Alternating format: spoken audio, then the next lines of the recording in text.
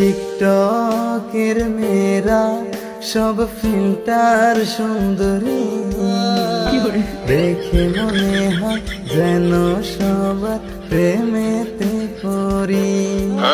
কিন্তু না না না না না, প্রেমে পড়া যাবে না। কিন্তু না না না না না, মন দেওয়া যাবে না। আসল চেহারা দেখলে তাদের পালাবি বাড়ি, আসল চেহারা দেখলে তাদের পালাবি বাড়ি।